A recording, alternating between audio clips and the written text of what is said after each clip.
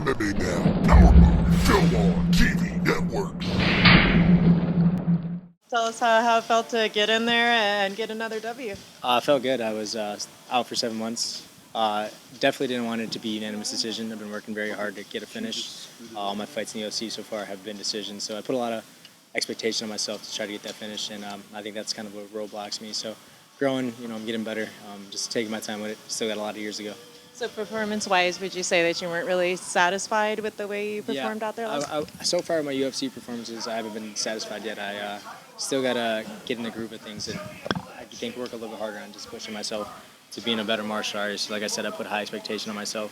I know I'm able to finish these guys with submissions, with knockouts. I just got to, find that part of me and go out there and perform it when it matters. You're still young in the sport, and you've always talked about room to grow. But how much of the stride's been since your first fight in the UFC? You seem a lot different. You seem a lot more comfortable out there. Yeah, I felt a lot more comfortable. I mean, my first UFC fight, I went out there shaking in my boots, man. I was so tight, and this was all new to me. So I'm still, growing into it. It's a lot more common now, and I just got to find it when I'm out there in the lights and performing. Because, like I said, I know I'm capable of big finishes and big submissions. I just got to put that out there when it matters. What do you mean by putting it out there? Because, getting the win is the most important thing, obviously. But did you not see opportunities to finish, or what would you say happened? There are opportunities. I had a lot of opportunities to finish. I just didn't do it. I kind of just knew it was there without putting my full effort into it, and I, didn't perform the way I know I could perform. So that's honestly that's all I could say. We were looking at fighters based on the numbers next to their names. Given who your brother is and what your last name is, a lot of people just wanted you right in the top 10, right in the top. Now you're 15. Where do you want to go up by 3s, 4s, 5s, or where do you see yourself in terms of the numbers going up? As in the rankings. I thought you were saying I was 15. I'm like, dude, I got this beard because I'm trying to look like I'm at least 19, 20. But no, I mean, Chris Clay is, I don't think he's ranked up there yet. So, I mean, I'm still 15, 14. I'm not in the top 10 yet. I don't feel like I belong in the top 10 yet, so I still have some work to do, obviously. And I know I will get there. I will get there with the right work, with the right people. Went out to Albuquerque for a little bit, got some work in Milwaukee, so definitely changed my perspective on a lot of things. Just like I said, becoming a better martial artist and growing as an individual, as an adult, and taking this opportunity, not so lightly. At first I was just like, I made it in the UFC, I made it. And now I'm in the UFC and I have goals, and I still have a lot of growing to do for those goals. What was the biggest improvement you feel like you had after spending time at Jackson's? I would just say different looks. I was in Milwaukee pretty much every one of my camps, so training with the same guys, you know what they're going to do every day. I got game plans for my guys back at home just because I trained them so much. So going out to Albuquerque, it was a different look, different style, people from all around the world, Russia, China, all in one big group. And, they made me explore my game a little bit, make me have to change up a little bit, like kind of in a fight. I'm not going to go out there knowing what the guy's going to do. I have to go out there and react. And that's how Albuquerque felt. I went out there and reacted to what these guys threw at me. They had different styles. And it was cool to see a lot of martial artists under one roof trying to get each other better, changing each other's perspective on martial arts and as the fighting. Do you feel like you'd go out there and do that again? Oh, for sure. I'm going to do that every camp. Not only because Wisconsin is freezing. It's hard to cut weight and be cold. So, no, but it was just an eye-opener, and it was really, really fun. And Albuquerque reminds me a lot of Milwaukee, honestly. There's not much to do there besides train and stay focused on the goal. Now that's a very humble thing to say, because most guys, you see them instantly say, I should be number one. I'm the best fighter, and they got 2 fights to their name. Training with guys like that and seeing how it is, did that really help instill that humbleness in you? Yeah. I mean, it's just, like they say, there's not only one path to success. So, Duke has successful fighters from our gym, and Albuquerque has a lot of successful fighters from them gyms. And, why not put all the knowledge together under one and try to create your own success with 2 different mindsets and 2 different perspectives. So, like I said, Albuquerque was honestly a blessing for me and Anthony to be out there.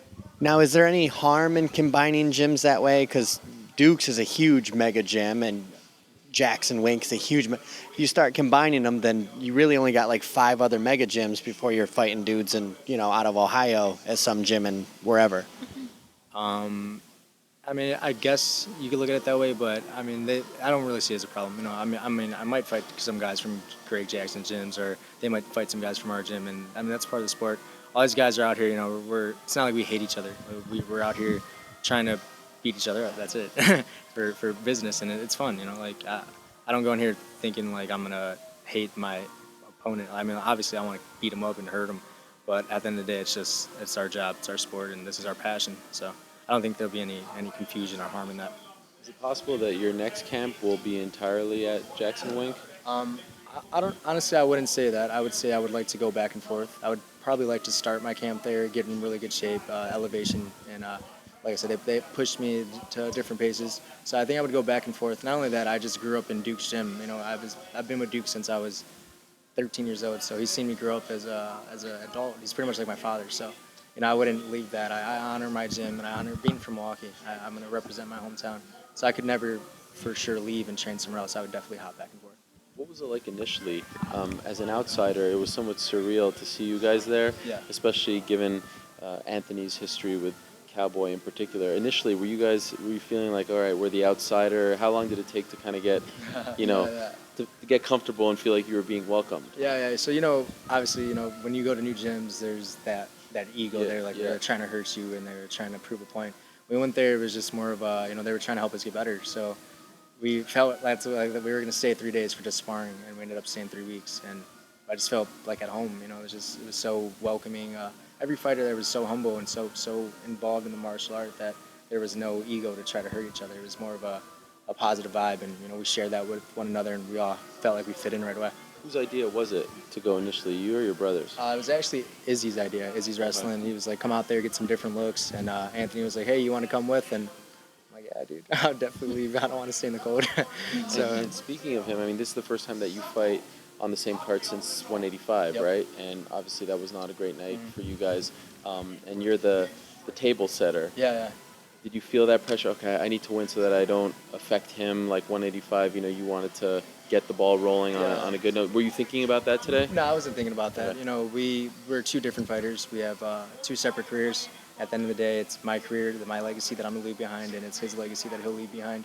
And that shouldn't affect the way we fight. You know, I mean, it's obviously sad to see if your brother got hurt or got finished, but we got to take control of our reality, and tonight is the reality we have to take control of. The reason I ask is because after 185, he said it affected him to see you lose. So Excuse me. That was an excuse? Yeah, All that's right. an excuse. I didn't know he was an excuse maker. No, I always give him crap for that. But, you know, we just had to sit down and talk about it because, like I said, it's 2 separate careers, you know. Right. At the end of the day, he had to take control of that reality. I had to take control of my reality. 185 was a learning lesson for both of us. I got finished, and I definitely made me change my perspective on things and made me realize how much I love the sport. Just because I got finished doesn't mean I'm going to quit. I'm going to keep going and keep getting better. And same with him. He got beat up for that fight, and he improved, made some adjustments, lost his last fight. But, you know, we're not quitters. We're going to keep going and keep doing what we love. This is our passion.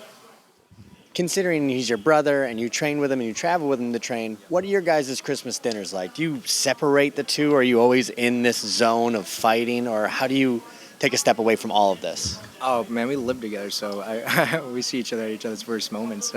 But no, we live pretty much normal lifestyles. You know, Anthony's obviously he's the worst. He eats worse than I do, so he'll eat a little bit more. But yeah, we keep it. Oh, sorry if I kicked you. We keep it chill. You know, we're normal people outside of the fights. When we get in the fights, we're both in our zone. When he's in a fight, I like to be in the zone too, just to be that positive support for him, and that what makes me better as well. You know, like being there for when he doesn't even need me, but I still want to get better and help him get better. Thank you. Yeah, right. Thank you.